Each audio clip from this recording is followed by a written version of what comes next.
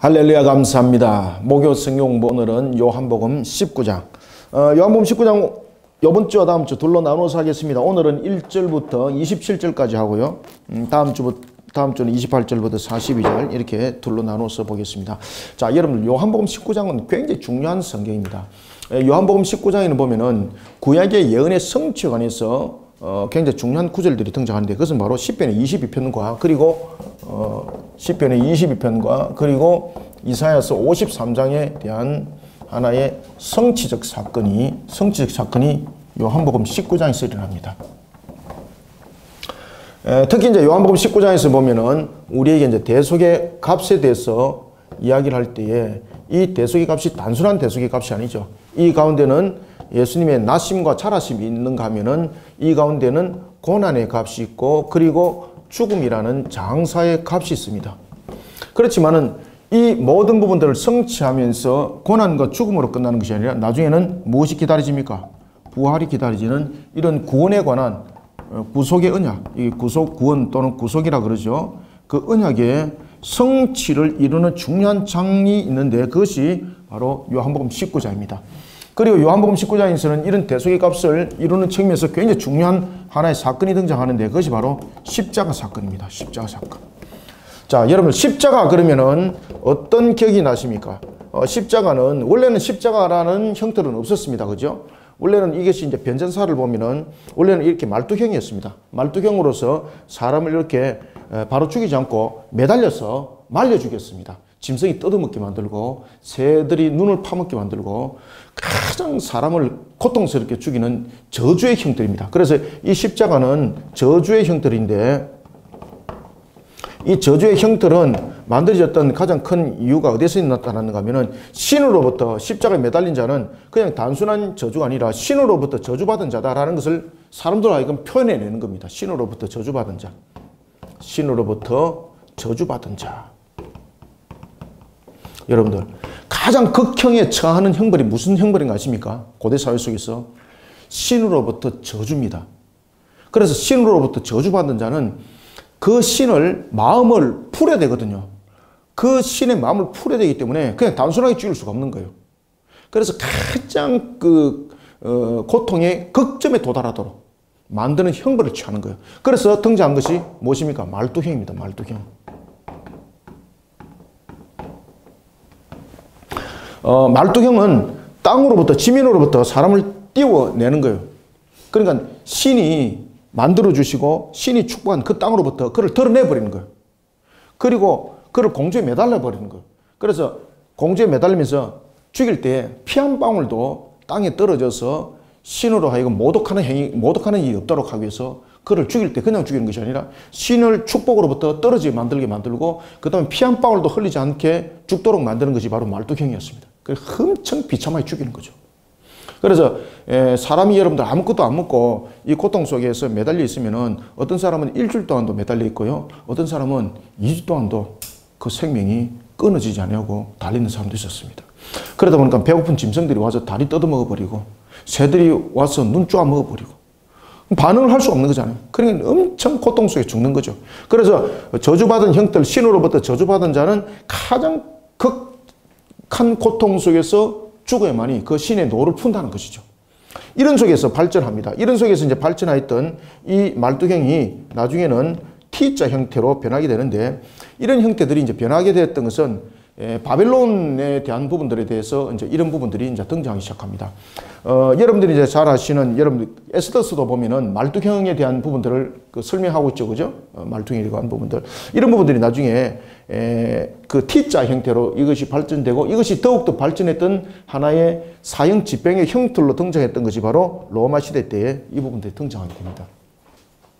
그리고 이 T자 형태로서 죽음을 당하는 자는 주로 어떤 자들이 그런 속에서 죽음을 당하는가 하면은 바로 로마 시대 때는 국가 반란 세력들, 국가나 또는 사회의 가장 혼란스럽게 만들었던 그런 자들을 죽일 때 극형에 처하는 죽음이었습니다. 그 다음에 이런 부분들은 또한 종들이라든지 이방인들의 죽음의 형태였는데 이 속에서 로마인들은 이런 십자가 형태를, 그냥 T자죠, 그죠? 이런 말뚝형을 취하지 않습니다. 그래서 당시에 로마인들은 사형을 취할 때 칼로서 목베임을 통해서 목베임을 대서 단순간에 죽였습니다. 죽음의 고통을, 로마인들은 죽음의 고통을 감해준다는 것이죠. 그래서 여러분들 잘 아시는 베드로는 죽임을 당할 때에 칼로 목베임을 당해서 죽었습니다.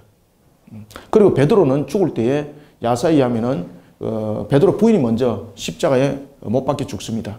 그때 베드로 부인이 찬양을 통해서 베드로에게 용기를 주는 거예요. 주님을 배반치 마라. 주님 배반치 마라. 어떤 고통과 어떤 환경이 오더라도 주님을 배반치 마라. 그 찬양을 듣고 베드로가 감동을 받고 그 베드로가 작심을 하는 거죠. 그럴 때 베드로는 자신의 십자가 형태를 거꾸로 박아달라고 합니다. 그래서 십자가 형태 속에서 여러분 피가 머릿속으로 거꾸로 이렇게 박히는 것은 더 고통스러운 부분들이거든요. 그래서 베드로는 그렇게 해서 죽음을 맞이하게 됩니다. 이런 부분들의 십자가 형태들이 오늘 이제 본문에 보면은 이것이 T자형에서 무엇으로 변하게 되는 겁니까? 그렇죠. T자형에서 이것이 예수님만 이 모습으로 T자에서 십자가로 바뀌게 되는데, 이 바뀌게 되는 이유가 뭔가 하면은 왕이라는 단어가 이 속에서 세워지게 되는 겁니다. 무슨 왕입니까? 그렇죠. 유대인의 왕이라는 단어를 쓰기 위해서 이 문패가 세워지게 되는데, 이것이 기가 막힌 예언의 성취입니다, 이게. 자, 이런 부분들을 우리가 오늘 본문들을 통해서 우리가 하나하나 점검해서 보도록 하겠습니다. 그리고 또한 19장에서는 이제 다음 주에 이제 보겠는데, 요한복음 19장 30절은 굉장히 중요한 내용이죠, 그죠? 다 이뤘다라고 말씀하신 것, 다 이뤘다가 과연 우리에게 무엇을 말하는가라는 것입니다. 이런 부분들은 신학적 부분들뿐만 아니라 신앙적으로도 우리에게 굉장히 중요한 부분들을 담고 있습니다. 이 속에는 예수님의 신성과 인성의 신인 양성의 모습 속에 무엇을 성취하고, 또한 이 속에는 무엇을 말하고 있는가라는 것이 이 다 이뤘다 속에 있습니다. 그래서 제가 이제 다 이뤘다라는 이 단어 가지고 제가 이제 논문을 썼죠, 제가. 이 부분들을 가지고. 이런 부분은 이제 다음 주에 이제 보도록 하겠습니다. 자, 오늘은 그러면 진행을 하도록 하겠습니다. 자, 예수님께서 십자가에 달리시기 전에 먼저, 자, 19절에 보면은, 19장 1절에 보면은, 이에 빌라도가 예수를 데리다가, 자, 여러분들, 예수님을 십자가에 못 박기 위해서 이들이 먼저, 유대 공회가 불법적 법정을 세우게 되고, 그런 상태에서 예수님을 처형하기 위해서 자신들은 죽일 권한이 없었지 않습니까? 그러다 보니까 결국은 로마라는 법정, 빌라도 법정이 세우게 되는 거죠. 그래서 그 내용들이 18장과 이렇게 연결되는 겁니다. 이에 이제 빌라도가 예수를 데리다가 채찍질하더라. 지난주에도 우리가 이제 봤습니다만은, 특히 요한은 이런 부분에서 중간적으로 생략하는 것이 있고, 또한 강조하는 부분들이 있습니다. 십자가에 달리실 때도 보면은, 우리가 복음서에는 보면은, 공간 복음서에는 보면은, 좌편과 우편의 강도를 설명하지 않습니까? 그런데 요한은 그 부분들을 설명하지 않습니다. 항상 요한의 강조점들이 뭔가 하면은 예수님이 우리의 구속을 완성을 하는 측면에서 언약이 강조가 되고 있고, 그 가운데서 보면은 예수님의 신성이 강조되고 있는 부분들이 요한복음의 특징이라고도 말씀드릴 수 있습니다. 그렇기 때문에 요한복음은 1장 1절에 말씀이신 그분에 관해서 이야기를 하지 않습니까? 태초에 말씀이 계시니 이러면서 그 내용들을 강조하는 것은 다른 복음서와는 다른 사복음서 가운데서 특이한 부분들을 담고 있는 것입니다. 1절, 이에 빌라도가 예수를 데리다가 채찍질하더라. 자, 여러분들, 왜 여러분 빌라도가 채찍질을 했을까요? 지금 빌라도가 채찍질을 하는 것은 두 가지 이유가 있습니다. 첫 번째는 이 채찍질을 했다는 것은 바로 형을 집행했다는 의미를 가지고 있고, 두 번째는 또한 형을 집행하기 전에 이 부분들을 이어가는 성격을 가지고 있습니다.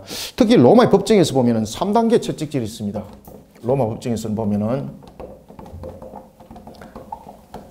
지금 여기서 채찍질 했다는 것은 일종의 법정이 완전히 성립되기 전에 이 일들을 하는 겁니다. 법정이 완전히 성립되려면은 오늘 이제 본문에 이제 나타나고 있는데, 그가 좌석에 2절에 보면은 그 이후에 이제 쭉 나타납니다만은 그가 좌석에 앉아야 됩니다. 그런 상태에서 공적인 그 법적인 부분들이 집행이 됩니다. 로마 법정에서는 보면은 이 모든 부분들에서 이제 죄수에 관해서 경과에 대해서 이런 과정들을 봅니다. 이 법정들을 열어서 죄를 성립시켜야 될 내용들이 있고, 그 다음에 법정을 열기 전에 우리가 보면 왜 또 경범죄 같은 것들이 있지 않습니까? 그런 부분들에 해당되는 것은 법정을 열지 않고 또 매질을 해서 집행하는 그런 것들도 있습니다. 그런가 하면은 아주 흉악한 자들은 법정을 열기 전에 그를 먼저 다스리고 법정을 엽니다. 이게 이제 로마 법정의 이제 3대 이 세 가지 채찍질에 대한 절차가 그 속에 있는 겁니다. 그럴 때에 우리에 해당되는 이런 경범죄 같은 거 있지 않습니까? 이런 부분들은 매질을 할 때에 그냥 가벼운 매질을 해서 그걸 풀어줍니다. 이것이 뭔가 하면은 첫 번째는 부스티카티오라는 부분입니다. 부스티카티오.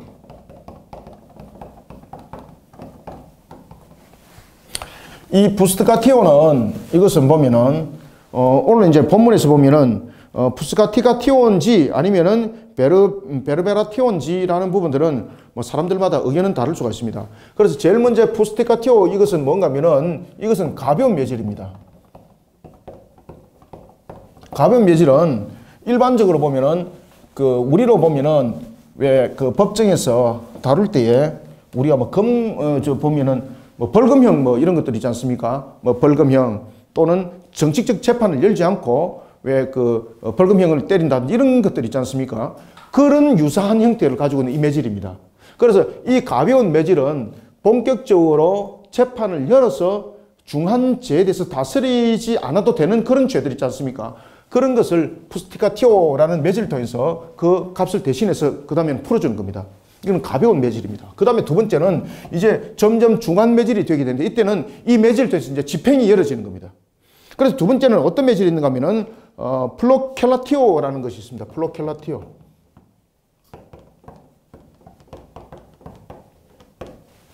이것은 조금 더 중한 매질입니다. 이것은 중한 죄를 지은 자들에게 중한 죄를 지은 자에게 행해지는 매질입니다. 그리고 이제 이런 매질은 실질적으로 이제는 다른 법정이 이제 열어지는 겁니다. 법정이. 이것은 법정이 열어지지 않고 어떻게 되겠습니까? 이것은 여기서 매질을 통해서 다음에는 석방이 있는 겁니다. 그래서 제가 보면은 이 예수님의 매질이 1번인지 3번인지 부분에서 논쟁이 있습니다. 제가 이제 좀 이따 설명드릴게요. 그 다음에 세 번째 매질이 이제 뭔가 하면은, 베르베라티오입니다. 베르베라티오. 이 부분들을 가지고 이제 논쟁들이 있습니다.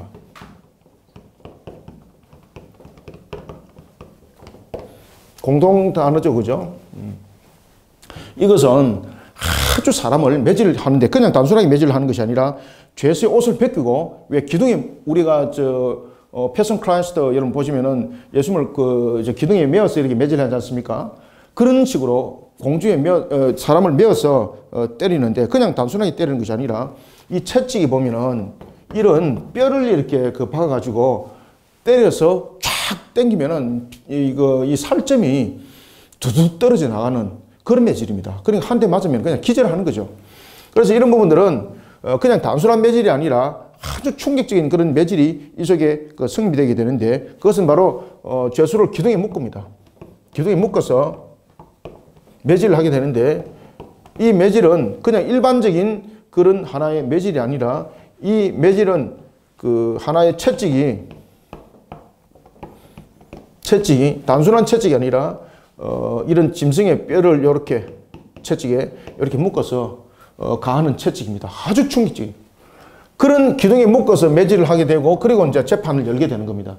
그러니까 1번과 3번, 1번과 2번과 3번 이 매질을 맞는 형태에 따라서 그 사람이 무슨 죄인지를 표현을 하는 겁니다. 자, 그래서 왜 이 부분에서 논쟁이 있는가를 제가 말씀을 드릴게요. 왜 그런가 하면은 자, 어떤 사람은 예수님의 매질을 우리가 보면 패션 크라이스트 영화 보면은 베르베라티움이거든. 이거는 아시겠습니까? 그런데 오늘 본문에 보면은 예수님을 바로 법정을 열지 않고 매를 치고 난 뒤에 잘 보셔야 돼요. 매를 치고 난 뒤에 빌라도가 어떻게 해요? 예수님을 석방시키려고 그러죠. 그러면은 예수님의 매질은 플로켈라티오라든지 베르베라티오가 아니라 푸스티카티오라는 거죠. 의미가 있죠. 그죠? 그래서 우리가 이제 예수님의 이제 매질에 대해서 항상 극적인 장면을 연출하기 위해서 막 떡반대기 만들어 놓고 막 이렇게 하는데 이거는 우리가 잘 조명하셔야 됩니다. 여러분들 아시겠습니까? 그래서 제가 이런 매질을 지금 설명하는 이유는 성경을 보다 더 우리가 이제 조금 더 깊이 있게 조명을 해볼 필요가 있다는 것이죠. 그래서 우리는 예수님께서 두들겨 맞은 매질 속에서 우리는 패션 오브 크라이스트라는 그런 영화들을 보면서 예수님이 정말 비참하게 두들겨 맞은 이런 것밖에 기억이 안 나는 거잖아요. 그게 아니고 예수님께서 매를 맞는데 그 매는 정말로 우리의 대속의 값 속에서 맞는 그 매고 그 고통과 그 고난과 그 지옥 속의 매거든요. 여러분들 신성이 있으신 그분이 지금 이 상태에서 매를 받는 것이 누가 매를 맞고 있습니까? 항상 머릿속에 떠나지 말아야 될 것은 요한이 항상 우리로 하여금 머릿속에 떠나지 말도록 하는 것은 뭔가 하면은 누가 그 속에 있다는 겁니까? 항상 요한이 강조하는 겁니다. 이게 하나님이신 그분은 사람으로부터 뺨 한 대 맞아도 못 오기죠. 그분이 채찍질을 맞습니다. 그런데 그 채찍질이 아주 강한 채찍질이라면은 모독이 더 심하고 가벼운 채찍질이면 모독이 덜 심합니까? 아닙니다, 여러분들. 아시겠습니까? 그 채찍질 맞은 그 자체가 모독입니다. 오늘 본문에 보면은 이런 부분들 때문에 논쟁이 있습니다. 예수님께서 그 법정을 열지 않고 가벼운 매질을 통해서 빌라도가 풀어주고자 했던 것은 예수님의 죄를 일반적인 중한죄로 빌라도가 안 봤다는 이야기입니다. 그래서 이 매질을 푸스티가티오 매질을 했다는 거죠. 그래서 법정 열기 전에 그를 풀어주려고 유대인들에게 물었다는 겁니다. 의미 있죠, 그죠? 그런데 우리가 이제 영화 같은 걸 보면은 매질은 베르베카티오의 성격을 가지고 사람들에게 극적인 연출을 하고 있습니다. 그래서 이런 부분들도 여러분 삼가 잘 기억을 하셔야 돼요. 신이신 그분은 살짝 맞는 매질도 모독이에요, 여러분들. 아시겠습니까? 이에 빌라도가 예수를 데려다가 채찍질 하더라. 그래서 이 채찍질에는 세 가지 성격을 가지고 있습니다. 그리고 공식적인 벌이었다기보다는 하나의 과학적인 고문입니다. 이것은 아시겠습니까? 그래서 이 부분들을 채찍질 부분들을 우리가 푸스티가티오를 볼 것인가 아니면은 베르베라티오를 볼 것인가 라는 부분들은 이 속에서 논쟁들이 있습니다. 참고하시면 됩니다.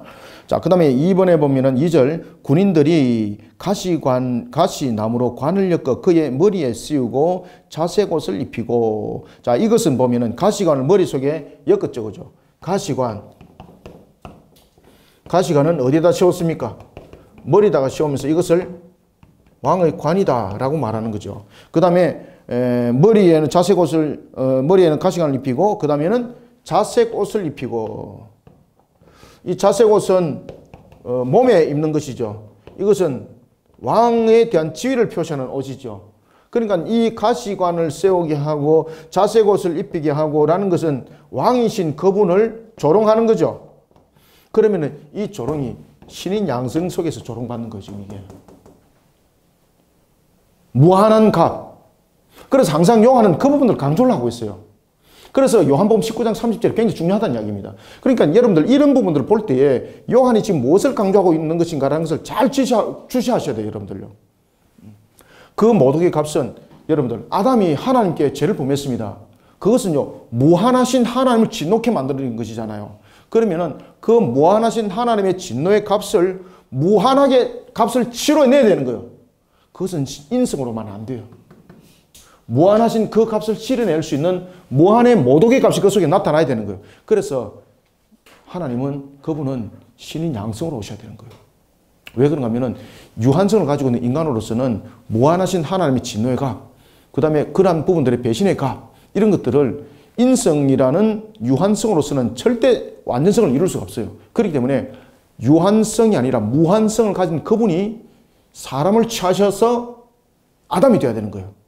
아시겠습니까? 그래서 반드시 하나님이신 그분이 사람의 몸을 취해만이 되는 것입니다. 요한은 이 부분들을 굉장히 강조를 하고 있습니다. 그래서 이 조롱당하는 것은 바로 그런 신인 양성으로서 무한하신 하나님에 대한 값을 지금 담아내는 거예요. 군인들이 가시관으로 관을 엮어 그의 머리에 씌우고 자색 옷을 입히고 라는 것은 조롱과 모욕감이죠. 이 조롱과 모욕감이라는 것은 그냥 단순한 조롱과 모욕감이 아니라는 것입니다.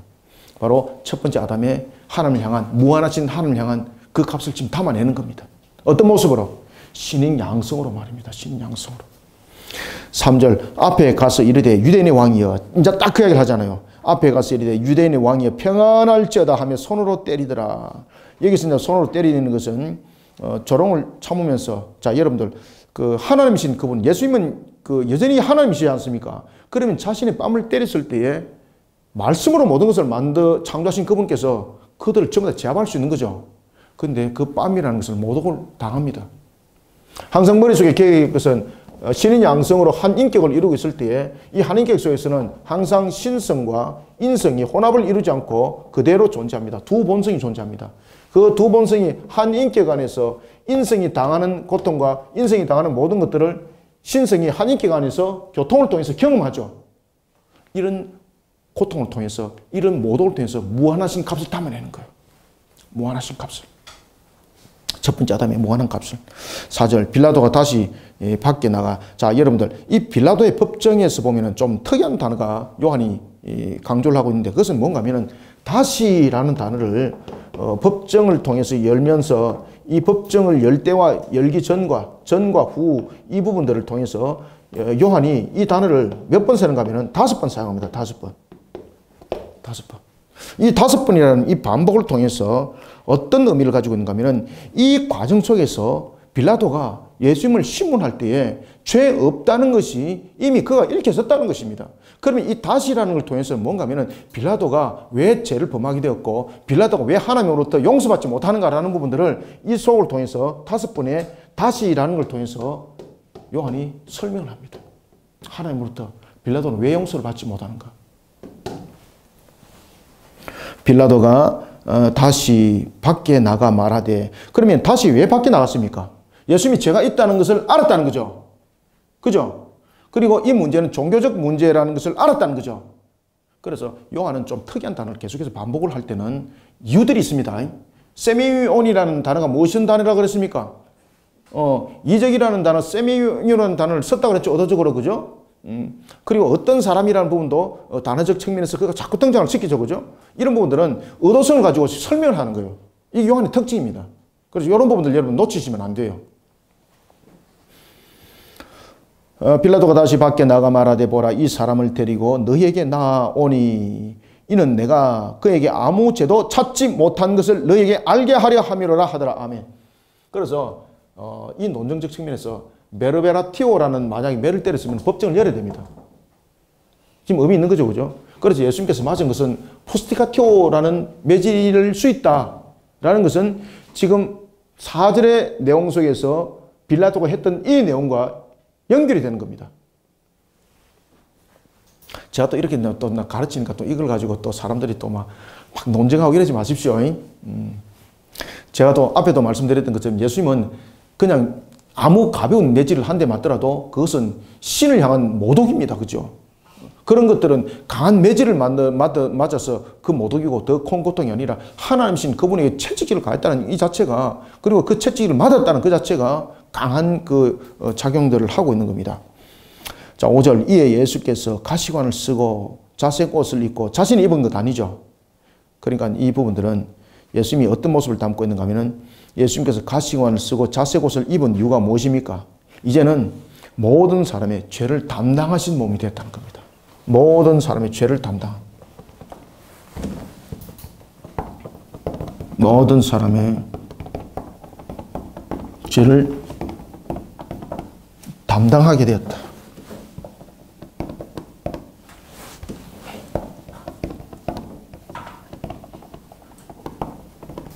이것을 말하고 있습니다. 자, 가시관을 쓰고 자색 옷을 입고 나오시니 빌라도가 그들에게 말하되 보라 이 사람이로다 하매 6절 대제사장들과 아래 사람들이 예수를 보고 소리질러 이르되 십자가의 못을 박으소서 십자가의 못을 박으소서 하는지라 빌라도가 이르되 너희가 친히 데려다가 십자가의 못을 박으라 나는 그에게 죄를 찾지 못하였노라. 자, 여러분들 왜 대제사장들과 사람들이 예수님을 십자가의 못을 박도록 했을까요? 십자가는 앞에도 제가 말씀드렸던 것처럼 신을 모독한 자들에게 신의 이름으로서 가장 가할 수 있는 최고의 형벌이 십자가 형벌이거든요. 말뚝에 박는 거. 그래서 지금 예수님을 고발하고 있는 이 사건들은 그들이 어떻게 보고 있는가 하면은 예수님이 신을 모독했다라는 그런 제목으로 지금 그들이 고발을 했는 것인데 실질적으로는 예수님이 어떤 분인가를 정확하게 알지 못하는 상태에서 이들이 예수님을 신을 모독했다고 말하고 있고, 그리고 그들은 정작 기다려야 될 메시아가 왔음에도 불구하고 그 메시아를 구분하지 못하고 분별하지 못하고 오히려 죄를 범하는 이런 모습 속에 있는 영적 흑암을 지금 설명하고 있는 겁니다. 그래서 십자가의 못을 박아소서, 십자가의 못을 박아소서 라면서 말할 때에 이들의 모습, 특히 여러분 보시면은 이들은 처음에는 예수님께서 예루살렘에 입성했을 때에 호산나라고 외쳤던 자들이지 않습니까? 그런데 이들이 호산나라고 외쳤던 것은 어떤 메시아를 그들은 바라봤던 겁니까? 지금 우리로 하여금 죄를 사하심의 구원의 메시아를 바라본 것이 아닙니다. 그들이 처음에 호산나라고 외쳤던 것은요, 자신들의 관점 속에서 메시아입니다. 바로 마카비와 같은 메시아, 정치와 군사의 해방자로서 메시아. 그런데 예수님의 활동을 자꾸 보니까 그런 메시아가 아니라는 것이죠. 그러니까 자신들의 관념을 떠나버린 그들, 그러면서 그것을 이제 신성 모독으로 엮어서 예수님을 죽이게 만드는데 이것이 전부 다 마귀의 작품이죠. 마귀의 강력한 작품이죠. 마귀는 여러분들 예수님께서 이 땅에 오신 목적을 알고 있을까 모를까요? 알고 있습니다. 그런데 십자가에서 죽으심이 대속의 완성을 이룬다는 것을 마귀는 몰랐던 거죠. 왜? 이것은요, 하나님께서 감추심이었거든요. 예수님의 12제자도 십자가에서 예수님이 죽으심을 예수님께서 3번이나 그렇게 설명했는데도 불구하고 이들이 이해를 했나요? 못했나요? 우리는 성경을 읽으면서 이해를 하잖아요. 근데 그들은 이해를 못했습니다. 왜? 하나님께서 그때는 십자가의 비밀을 감췄거든요. 만약에 십자가 그 사건을 제자들에게 이야기를 할 때에 마귀도 이것을 다 듣고 있었습니다. 그런데 마귀도 그것을 하나님께서 계시를 안 해줬기 때문에 모르는 거예요. 마귀는 사람들보다도 뛰어납니다. 영적 존재잖아요. 아담을 이긴 존재잖아요. 아시겠습니까? 그러면은 읽어 나가는 거예요. 그런데 그것도 하나님께서 계시 안 해주면 몰라요, 여러분들요. 그래서 십자가는 비밀함이에요. 왜냐하면 아담이 하나님을 무한 값을 통해서 진노하게 만들었고, 그리고 그는 또한 나무에 있는 열매를 따먹은 그런 죄. 그러니까 결국은 아담이 죽어야 될 이유는요, 나무에 매달려 죽어야 되는 거예요. 가장 저주스럽게 아담이 그 값을 치러야만 되는 거예요. 그리고 그 저주의 십자가에 박히는 것은 또한 배신을 통해서 십자가에 달려야 되는 거예요. 왜? 아담이 그렇게 배신을 했잖아요. 그 다음 또 하나는 법정적 효력을 발생시켜야 되는 거예요. 그렇기 때문에 예수님은 공의 불법적 범, 그 다음에 로마의 법정을 통해서 십자가형을 받았던 것입니다. 그런 모든 과정들이 함께 성립되는 것입니다. 그런 십자가, 마귀가 예수님을 십자가에서 못 박혀 죽으면은 자신이 영원히 그 왕권을 쥐고 있는 줄 알았습니다. 왜? 예수님은 구세주로 온 것을 마귀는 알고 있었거든요. 그렇기 때문에 예수님을 3번이나 유혹했지 않습니까? 그 3번의 유혹이 왕과 선자와 제사장의 직분을 통해서 유혹을 했습니다. 그런 예수님을 이기지 못했거든요. 그러면 예수님을 이길 수 있는 최고의 방법은 뭔가 하면 예수님을 죽이는 거예요. 그래서 예수님이 여러분 보시면은 복음서에서 이런 하나의 비유를 설명하지 않습니까? 과수원에 관한 비유. 그죠? 농부가 외국을 갈 때에 그 과수원을 맡겼습니다. 그런데 세를 내질 않습니다. 종을 보냈습니다. 종을 심히 때려서 돌려보냅니다. 나중에 또 때려서 또 보냅니다. 나중에는 누굴 보냅니까? 아들을 보내니까 그 가수원에 있던 그 임대했던 사람들이 뭐라고 생각하고 있었습니까? 이 아들을 상속자를 죽이게 되면은 더 이상 상속자가 생기지 않고, 그래 되면은 이 땅을 5년 동안에 누리고 있으면은 그것이 세를 받지 않았잖아요. 그러면 그것이 자신의 땅으로 흡수되는 거예요. 이것을 노리고 그 아들을 죽여버렸다. 왜? 기어 물을 자가 없게 되면은 나중에는 자신들의 땅이 되니까. 그런 부분들을 통해서 마귀는 그 사건을 진행해 나갔던 겁니다. 그렇기 때문에 예수님을 죽이게 되면은 결국은 자신이 가지고 있는 그런 하나의 권세, 에베소서 2장 2절의 말씀 보면은 하나님께서 그에게 잠정적 허용적 작정을 통해서 그에게 주어진 권세가 있다고 했죠. 그죠? 그 공중의 권세를 가지고 자신이 영원히 누리는 나라가 된다고 그는 그렇게 봤던 겁니다. 그리고 마귀는 자신에게 당할 심판을 알고 있었습니다. 그렇기 때문에 그 심판의 과정들을 모든 것을 스톱시킬 수 있는 과정은 결국은 예수님을 메시아로 오신 그분을 죽이는 것이었거든요. 그런데 그 죽임 속에서 우리의 대속의 값이 있다는 것을 마귀가 몰랐던 겁니다. 하나님 그것을 계시하지 않았기 때문에. 그래서 예수님의 제자들도 그것을 알았다 몰랐더라. 몰랐고 예수님께서 부활하시고 난 이후에 그때서 보혜사를 통해서 그때서 비로소 알았더라. 아시겠습니까? 그래서 여러분 십자가는요 굉장히 중요합니다. 여러분 루트의 신학을 십자가 신학이라고 말합니다. 루트의 신학을 종합적으로 십자가 신학이라고 말합니다. 그 속에 이제 대속이가, 그 속에 이제 의의 증가 다 있거든요. 그래서 십자가 신학이라고 말하는 겁니다.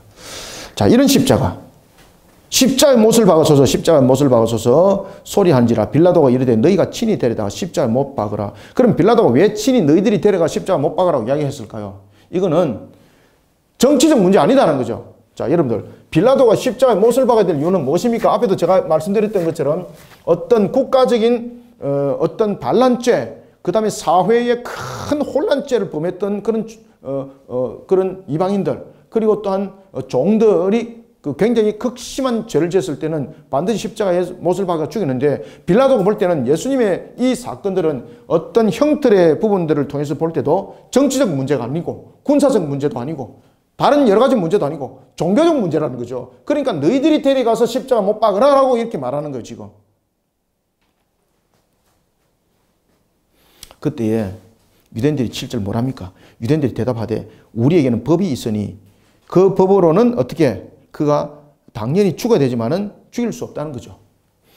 7절 유대인들이 대답하되 우리에게 법이 있으니 그 법대로 하면 그가 당연히 죽을 것은 그가 자기를 하나님의 아들이라 함이니이다. 아멘.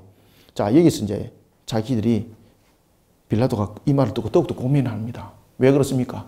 지금 예수님을 고발할 때에 여러분들 유대 공회 속에서 대제사장이 대표가 되어서 유대 공회 속에서 예수님을 고발할 때에 어떻게 고발했습니까?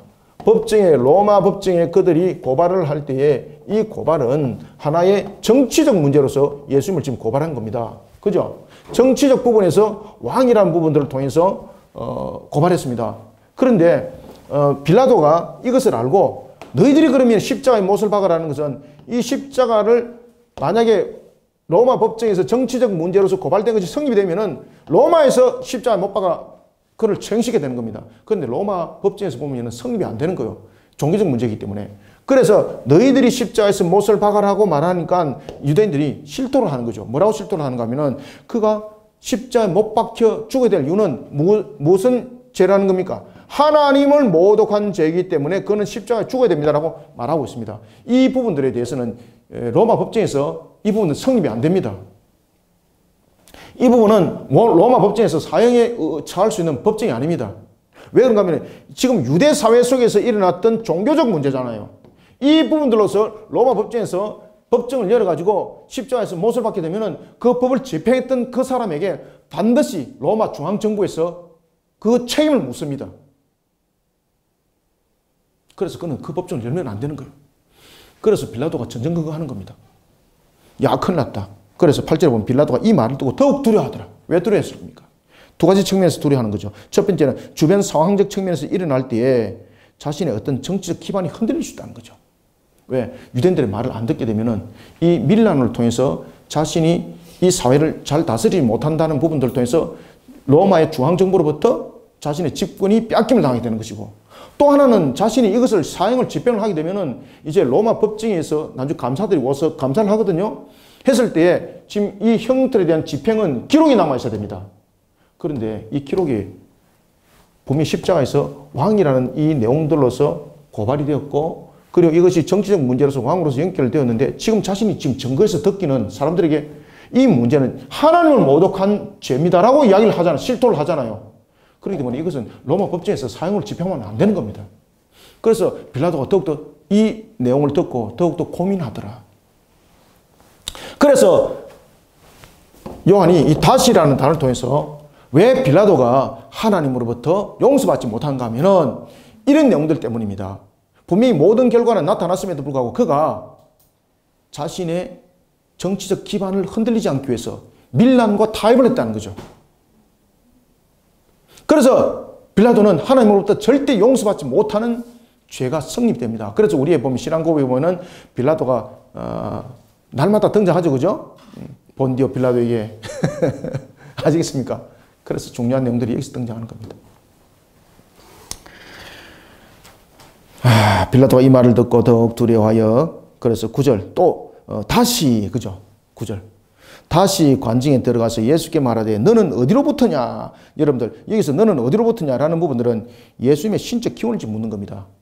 너는 어디로부터냐? 이런 것은 다시 말하면 정치적 왕으로서의 네가 반란의 세력을 가지고 있는 또는 군사적 세력으로서 네가 스스로 왕이라고 말하고 있는 그런 존재라는 것으로 지금 묻지 않습니다. 지금 네가 빨리 변론해서 지금 이 상황들을 벗어나라는 겁니다. 빌라도가 이 말을 듣고 더욱 두려워하여 다시 관저에 들어가서 예수께 말하되 너는 어디로부터냐 하되 예수께서 대답하여 주지 아니하시는지라. 왜 대답 안 했을까요? 예언의 성취를 이루기 위해서입니다. 예언의 성취를 이루기 위해서. 예수님께서 충분히 변론을 할 수 있었죠. 그리고 그 변론 과정 속에서 예수님은 벗어날 수 있습니다. 그런데 변론하지 않습니다. 아시겠습니까? 예수님의 목적은 무엇입니까? 우리의 대속의 값을 이루기 위함이에요.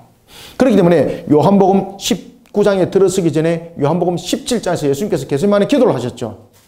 나의 뜻대로 마옵시고 아버지 뜻대로 이루어 주옵소서라고 자신을 위해서 첫 번째 기도했던 그 내용의 성취입니다. 지금 10절 빌라도가 이르되 내게 말하지 아니하느냐 내가 너를 놓을 권한도 있고 십자가에 못 박을 권한도 있는 줄 알지 못하느냐. 여러분들 세상의 권세는 하나님께 있는 거지 않습니까? 그 세상적 권세를 가지고 하나님의 권세를 말할 수 없는 거잖아요. 그런데 예수님은요 그 모든 성취를 위해서 입을 다물어 버립니다. 입을 다물어 버립니다. 11절 그러면서 예수께서 이제 대답하십니다. 뭐라고 대답하실까요? 예수께서 대답하시되 위에서 주지 아니하셨더라면, 그러니까 이 이야기를 하는 겁니다. 모든 권세는 하나님으로부터 줬다. 모든 권세는 하나님으로부터 줬다. 내가 만약에 행할 수 있다면, 여기서 벗어날 수 있다면 하나님이신 그분이 충분하게 자신의 고난으로 벗어날 수 있는 거죠. 그래서 자신이 이 땅에 올 목적이 뭔가 하면 우리 죄를 대속하기 위해서 모든 것을 성취하기 위해서 내가 지금 이 자리에 있다는 것입니다. 예수께서 대답하시되 위에서 주지 아니하셨더라면 나를 해할 권한이 없으리니 그러므로 나를 네게 넘겨준 자의 죄는 더 크다. 누구 지금 죄를 말하고 있는 겁니까? 여기서는 빌라도 아닙니다. 여기서 넘겨준 자는 누구예요? 그렇죠. 맞습니다. 대제사장들입니다. 이들요 하나님으로부터 용서받지 못합니다. 하나님부터 용서받지 못합니다. 그래서 그들의 죄는 더 크다라고 말하고 있는 겁니다. 자, 12절 이름으로 빌라도가 예수를 놓으려고 힘쓰더라. 왜? 나중에 자신은 유대인들과 타이파에서 로마에 모독을 줬다라는 이런 내용들이 확인되게 되면 로마 중앙정부로부터 난 쫓김을 당합니다. 여러분 빌라도는요 그 당시에 로마 중앙정부로부터 좀 다스림이 있어서 좀 능력이 없다, 좀 무능하다 이런 데 사실은 찍혀있던 자입니다. 그리고 그는 자신의 그 위치를 지키려고 발버둥을 칩니다. 그런데 예수님의 이 사건 이후에 있고 난 뒤에 빌라도는요 로마 정부의 감사에 딱 적발돼가지고 그는 총독으로부터 박탈당합니다. 결국은 총독 위치에서 결국은 박탈당합니다. 빌라도는. 12절 그러므로 빌라도가 예수를 놓으려고 힘써서나 유대인들이 소리질러 이르되 이 사람을 놓으면 가이사의 충신이 아니니다. 무릇 자기를 왕이라 하는 자는 가이사를 반역하는 것이니다. 여기서 이제 빌라도가 헷가닥한 겁니다. 야, 이거 잘못하면 밀란이 일어나가지고 내가 실각당하겠구나. 그런데 예수를 십자가에 못 박히고 난 뒤에 그는요 로마 중앙정부로부터 그는 박탈당합니다. 결국 빌라도가 이 말을 듣고 예수를 끌고 나가서 돌을 깐 뜰 히브리 말로 가바다에 있는 재판석에 앉아 있더라. 이제 여러분들에게 말씀드렸던 것처럼 이제 재판정을 여는 겁니다. 아시겠습니까? 그래서 앞에 매질이 논란이 있는 겁니다. 논란이 있는 겁니다. 이제 재판석을 엽니다. 왜 재판석을 열까요? 이제는 목적을 가지고 재판을 여는 거죠. 죽이는 목적을 가지고. 그러니까 이게 불법적 법정에서 빌라도가 본디오 빌라도에게 고난을 받아서 십자가에 못 박혀서 죽으시고 라면서 그는 영원한 저주의 자리에 이제 들어서게 됐던 것입니다. 이날은 6월절의 준비일이라. 여러분 6월절 준비일이라는 것을 왜 지금 요한이 또한 강조하고 있을까요? 그것은 바로 뭔가 하면 예수님의 죽으심이 바로 6월절 완전한 성취라는 것을 말하고 있는 겁니다. 특히 여러분 6월절 준비일은 뭔가 하면 6월절 하루 전에는 어떤 일들이 있었습니까? 6월절 하루 전에는 유대 전통에 하면은 어린 양을 잡아서 전부 다 그것을 식사로 하는 거죠. 그래서 예수님의 죽으심은 바로 이와 같이 6월절 어린 양이 되어서 우리의 이제 대속의 완성을 이루는 죽음이었습니다. 라는 것을 요한이 지금 강조를 하는 거죠. 그래서 여러분 요한복음 보면은 물론 이제 공간복음도 굉장히 재미있고 내용도 중요합니다만은 요한은 굉장히 신학적입니다. 굉장히 중요한 내용들이 많습니다. 그리고 영적인 문제들도 많이 다루고 있습니다. 그렇기 때문에 처음에 영지주자들, 그노시스, 지식으로서의 구원을 영의 구원을 말하고 있던 그들이 요한복음을 자신들의 교본으로 삼았던 겁니다. 그런데 나중에 점점점 이제 뒤에 가보니까 이 대속에 대한 부분들이 계속 나오는 거죠. 그러다 보니까 영지주자들이 나중에 어떻게 했겠습니까? 요한복음을 버려버리는 사건. 그래서 처음부터 요한복음은 정경에 들어오지 못했습니다. 마태, 마가, 누가가 정경으로 들어오고 난 이후에 요한복음 난주 이후에 들어옵니다. 그리고 요한계시록 또 난주 이후에 들어옵니다. 그래서 요한복음들이 이런 부분들의 내용들을 많이 담고 있는 것이죠. 그들이 소리 15절 그들이 소리 지르되 없이 하소서 없이 하소서 그를 십자가에 못 박게 하소서 빌라도가 이르되 내가 너희의 왕을 십자가에 못 박으랴 대제사장들이 대답하되 가이사 외에는 우리에게는 왕이 없나이다 하니 자 여러분들 여기서 굉장히 중요한 의미를 담고 있습니다. 우리에게는 가이사 외에는 왕이 없다 그랬습니다. 누가? 대제사장들이. 이 말을 하면 되나요 안 되나요? 대제사장들이 우리의 왕은 누구라고 말해야 되는 건가요? 그렇죠. 여기서 자신들의 어떤 목적을 이루기 위해서 신앙도 버려버렸습니다. 이게 무슨 대제사장입니까 이게? 그죠? 자신들의 목적을 성취하기 위해서 신앙도 버려버리는 거예요. 그러니까 하나님으로부터 용서받지 못하는 거예요 그들이. 우리가 여러분 어떤 일들을 할 때도 절대 신앙은 타협돼서는 안 돼요 여러분들 아시겠습니까? 이런 부분들에 대해서 정확해야 돼요 여러분들 우리가. 이런 부분에서 정확하지 못하면은 나중에 마귀한테 탁 물려버려요. 그러면서 나도 모르게 엉뚱한 짓 하게 되고 나중에 마귀와 그냥 동행하는 길들을 가고 있으면서도 그것을 모르고 있는 이런 일들이 왕왕 벌어집니다. 이런 일들이. 그때에 대제사장들이 말합니다. 가이사 외에는 우리에게는 왕이 없나이다. 그래서 정치적 해법을 위해서 유대인으로서의 주권까지 포기해버립니다. 이에 예수를 십자가에 못 박도록 그들에게 넘겨주니라. 정치적 타협을 하게 되는 거죠. 이 부분에서 이제 야합이 일어났던 겁니다. 17절 그들이 예수를 맡음에 예수께서 자기의 십자가를 지시고 해골 히브리 말로 골고다이라 하는 곳에 나가시니 자 여기서 여러분 이제는 형집행이 이제 실질적으로 이루어집니다. 그런데 여기서 형집행은 누가 합니까? 지금 형집행을 할 때에 형집행은 누가 합니까? 형집행은 로마 군사들이 하는 거잖아요. 그런데 이 요한복음에서 굉장히 지금 재밌는 이야기를 합니다. 분명히 요한복음에서는 형집행은 로마 군사인데 지금 그 이야기를 안 합니다. 무슨 이야기를 하는가 하면은 그들이 예수를 맡음해라고 말하고 있습니다. 그럼 이건 무슨 이야기입니까? 형집행의 실질적 주체는 로마 군인이지만은 암식 주체는 유대인들이다 이 말입니다. 유대인들이다. 유대인들. 그래서 하나님께서 이들에게 값을 묻는다는 겁니다. 값을 묻는다는 겁니다. 그들이 예수를 맡으며 예수께서 자기 십자가를 지시고 해골 히브리 말로 골고다이라는 곳에 나가시니 여기서 자기 십자가는 어떤 의미 속에서 요한은 자기 십자가라고 말했습니까? 자기 십자가 아니잖아요. 제수들이 그 당시에 십자가형을 치르게 되면은 자신이 못 박힐 그 제목을 자신이 메고 갔습니다. 그것을 이제 첫 번째 자기 십자가라고 말하는 겁니다. 첫 번째는 사형 집행에 대한 유형을 담고 있습니다. 그 다음에 두 번째는 왜 자기 십자가를 이야기를 하고 있을까요? 이제 완전한 대속의 값을 말하고 있습니다. 완전한 대속의 값을 이루기 위한 예수님의 이제 마지막 부분에 대한 그 대속의 사역을 담고 있는 겁니다. 그래서 여기서 자기의 십자가라는 것은 그 자신의 죄와 상관없는 것이죠. 그리고 이 자신의 십자가라는 부분에 대해서는 사형 집행의 하나의 한 유형이었고 또 하나는 완전한 대속의 값을 이루는 측면에서 예수님은 어떻게 했다는 겁니까? 여기서 여러분 예수님의 자세를 여러분 잘 보시면은 스스로 이 부분들을 통해서 예수님은 무엇을 합니까? 순종합니다. 순종함으로써 그 값을 지불하는 겁니다. 그래서 이 두 가지를 자기 십자가를 통해서 요한은 지금 강조를 합니다.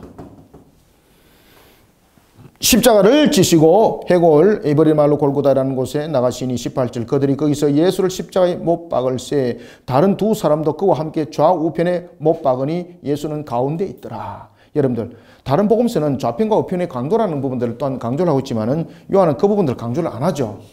그러면서 좌편과 우편에 사람들이 있더라라는 걸 통해서 이 역사적 사실이라는 것을 현장적 측면에서 증거를 하고 있으면서 동시에 무엇을 강조하고 있는가 하면요.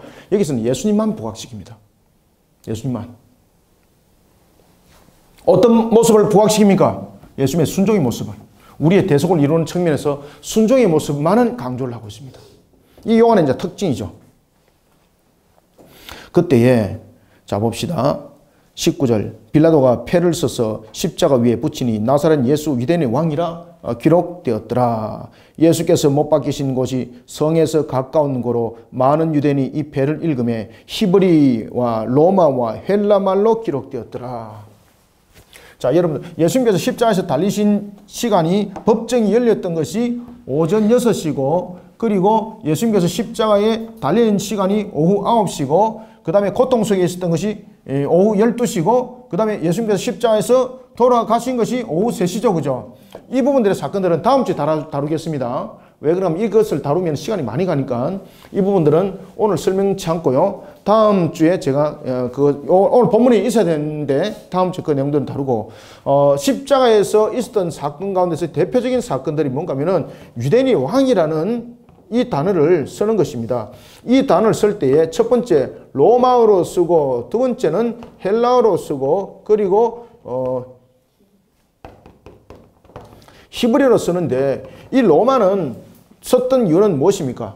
이것은 빌라도가 뭐라고 말하는가 하면 나는 내가 쓸 것을 썼다라고 말합니다. 대제사장들이 그렇게 쓰지 마십시오. 유대인의 왕이라 쓰지 마시고 자칭 유대인의 왕이라고 했던 그런 단어를 쓰라고. 왜? 그렇게 하면 신성모독죄니까. 그죠? 그런데 그냥 유대인의 왕이라는 것은 신성모독죄가 아니잖아요.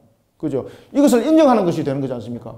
그런데 자칭 유대인의 왕이라는 것은 그가 죽음이 신성모독죄로 죽는다는 것을 그 문패에다 써주십시오라고 말하니까 빌라도가 거부를 하는 거죠. 그 거부는 무엇입니까? 하나님께서 빌라도의 입을 통해서 예수님의 죽으심이 바로 예언의 성취라는 것을 그 입을 통해서 증거하게 만드는 거죠. 그때에 로마를 통해서 특히 기록했던 이유는 무엇입니까? 자칭 유대인이라 하지 않고 그것은 뭔가 하면은 예수님이 권세자는 거예요. 여러분 로마는 그 당시에 모든 것에 대해서 하나의 집권적 측면에서 권세를 다스리는 나라를 상징하죠. 로마는 온 세계를 다스리는 나라. 그래서 로마어로 썼다는 것은 예수님이 모든 것을 다스리는 권세라는 것, 유대인의 왕이라는 것은 온 세계를 다스리는 왕으로서 권세자가 맞다는 것을 설명하는 거죠. 그 다음에 헬라는 무엇입니까? 헬라는 그 당시에 로마가 나라를 다스렸지만은 그 당시 헬라 문화가 여전히 나라를 영향을 끼치고 있습니다. 그리고 그 헬라 문화는요, 지금도 영향력을 끼치고 있어요. 문학적 측면에서, 신학적 측면에서 아주 영향력을 여전히 많이 끼치고 있습니다. 그래서 저희들이 이제 신학을 연구를 할 때 헬라를 가지고 연구를 하지 않으면 안 되는 부분들이 있지 않습니까?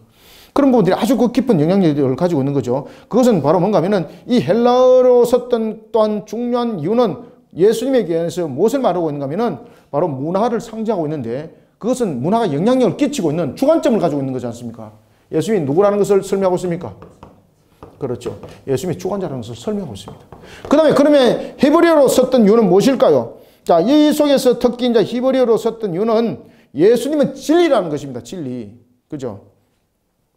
그리고 특히 이제 히브리어로 썼던 것은 히브리어 종교 속에서 나타났던 언어, 예수님은 진리를 세우기 위해서 이 땅에 오셨다는 부분입니다. 그래서 예수님은 진리의 왕이라는 것. 로마를 통해서는 권세자요, 헬라를 통해서는 주관자요, 히브리를 통해서는 진리로 이 땅에 오신 왕이라신 분이라는 것을 설명하고 있는 것이 바로 십자가 위에 세워졌던 세 가지 기록인 것입니다. 21절 유대인의 대제사장들이 빌라도에게 이르되 유대인의 왕이라 쓰지 말고 자칭 유대인의 왕이라 쓰라 하니. 왜 자칭 유대인의 왕이라 쓰라 하는 거죠? 그는 딱 적어놓으세요. 그는 신성모독죄로 죽습니다라는 것을 공포해달라는 거죠. 아시겠습니까? 그래서 자칭이라는 단어를 쓰도록 한 거죠. 자칭이라는 것은 그가 신성모독으로 죽습니다라는 것을 공포를 해달라는 거죠. 그때 빌라도가 뭐라고 말합니까? 22절 빌라도가 대답하되 내가 쓸 것을 썼다 하니. 그러니까 이 모든 단어를 쓴 것은 빌라도의 결정이 아니라 사실은 하나님께서 그 모든 부분들의 이 예수님의 죽으심은 무엇입니까? 그렇죠. 언약의 성취라는 것을 설명하고 있는 겁니다. 언약의 성취. 예수님께서 십자가에서 죽으신 것은 바로 언약의 성취로서 우리의 대속의 값으로서 죽는 것이라는 것을 설명하고 있습니다. 그러면서 예수님은 어떤 분이라는 겁니까? 그분은 지금 요한이 강조하고 있죠. 요한이 항상 강조하는 것이 무엇이라고 그랬습니까? 예수님의 신성을 강조하는 거죠. 그분은 우리의 대속을 위해서 죽으시지만은 그분은 권세자라는 거죠. 그분은 주관자라는 거죠. 그분은 진리라는 거예요. 진리. 진리라는 것은 틀릴 수 없는 거죠. 세상에는 진리가 있을까 없을까요? 죄송합니다만은 우리의 죄성 속에 살아가는 속에서는 진리가 절대 없습니다. 그래서 모든 진리는 성경에서 나와야 됩니다. 인간이 만들어낸 학문에서는, 문학에서는 진리는 절대 놓을 수 없습니다. 불경, 이 법경이라 그럽니까? 불교에서 뭐라고 그러는 겁니까? 그 속에 진리가 없습니다. 왜? 사람이 만드는 거잖아요. 아시겠습니까?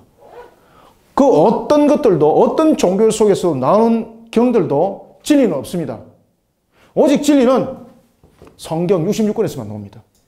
성경 66권 외에는 진리가 없습니다. 왜 그런가 하면 전부 다 죄성 속에서 기록된 것이거든요. 그런데 죄 없으신 분이 우리에게 주신 이 말씀, 그래서 예수님은 진리라는 것을 히브리를 통해서 증명하고 있는 거예요. 요한이 지금 그 이야기를 하고 있는 겁니다. 요한이.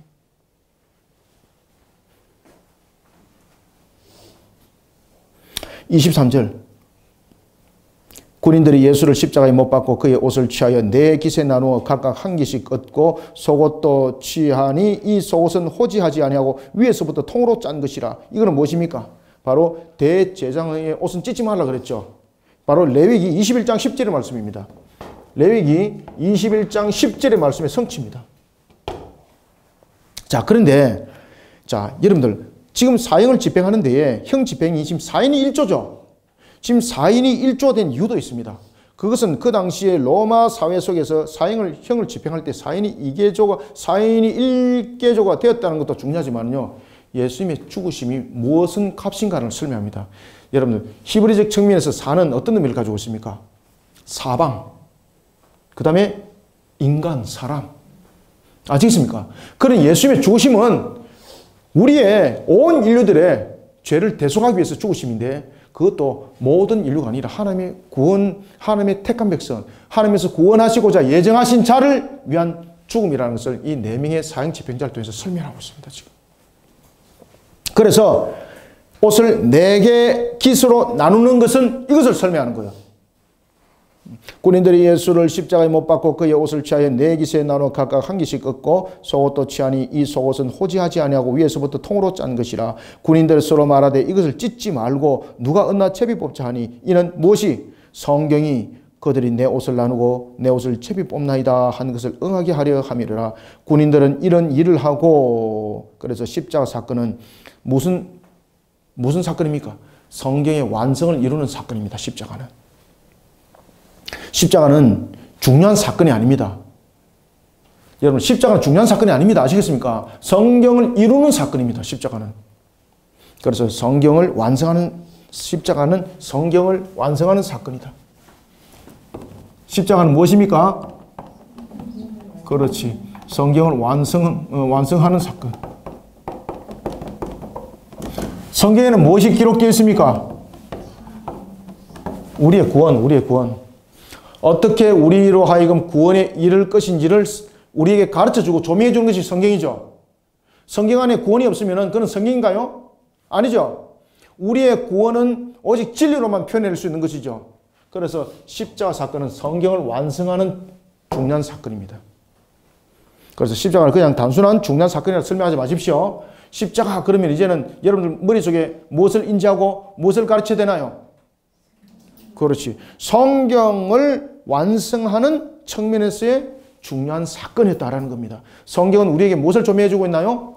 구원의 진리. 이제 이해되셨죠? 그래서 이제 25절 예수의 십자가 곁에는 첫 번째 그의 어머니와 두 번째 이모. 이모는 누굴까요? 이 이모는 여러분들 사도 요한의 어머니입니다.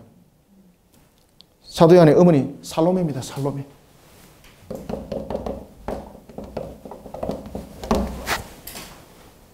그리고 글로바의 아내 마리아와 막달라 마리아가 섰는지라. 이 속에서 사실 자신들의 부끄러운 모습을 담고 있는 겁니다. 이 속에서 제자들은 어디 갔노라는 것입니다. 다 도망갔습니다. 그런데 그 가운데 한 명이 머물고 있었습니다. 누구입니까? 요한이었습니다. 요한. 26절 예수께서 자기 어머니와 사랑하는 제자 곁에 서 있는 것을 보시고, 여기서 사랑하는 제자는 요한입니다. 자기 어머니에게 말씀하시되 여자여 보소서 아들이니이다. 이거는 어떤 의미를 담고 있습니까? 바로 주 안에서 한 가족이라는 겁니다. 예수님께서 가르칠 때 그 말씀 했지 않습니까? 누가 나의 어머니고 누가 나의 아버지고 누가 나의 형제라고 말할 때에 항상 주 안에서죠. 그죠? 그리고 또한 27절 또 그 제자에게 이르시되 보라 네 어머니라. 이것도 또한 아들이라 어머니라 라는 뜻에서는 사실 예수님께서 이제 이별을 하는 입장이지 않습니까? 그러니까 이별을 통한 부분에서 어쨌든 간에 자신을 놓아줬던 그 육신이잖아요. 그 정이 있는 거죠. 그 정이 있는 거죠. 우리가 여러분 부활하더라도 참 이런 그 마지막에 그런 그 정에 대한 이별들은 있습니다. 그죠? 예수님도 그런 감정을 가지고 계시던 거죠. 그래서 특별히 부탁을 하는 겁니다. 이는 너의 어머니다. 그리고 또한 말씀하시기를 여자의 보소서 아들입니다. 그러면서 요한은요 예수님의 이 말씀대로 예수님의 십자가에서 죽으시고 그 이후에 예수님은 그 가정에 맞이했지 않습니까? 요한이 예수님의 생모를 모십니다. 자, 오늘은 여기까지 하고요. 다음 주에 이어서 십자가 사건을 계속해서 같이 함께 다루어 나가도록 하겠습니다. 자, 수고하셨습니다. 기도하겠습니다. 하나님 감사합니다. 주님께서 오늘도 우리에게 베푸시는 은혜 감사드립니다. 십자가는 우리에게 성경의 완성이요 우리에게 진리의 구원의 확신을 주는 것입니다. 오늘도 하나님께서 주신 말씀으로 우리를 삶과 잘 깨닫게 해주시고 영으로 우리를 밝혀주시니 감사합니다.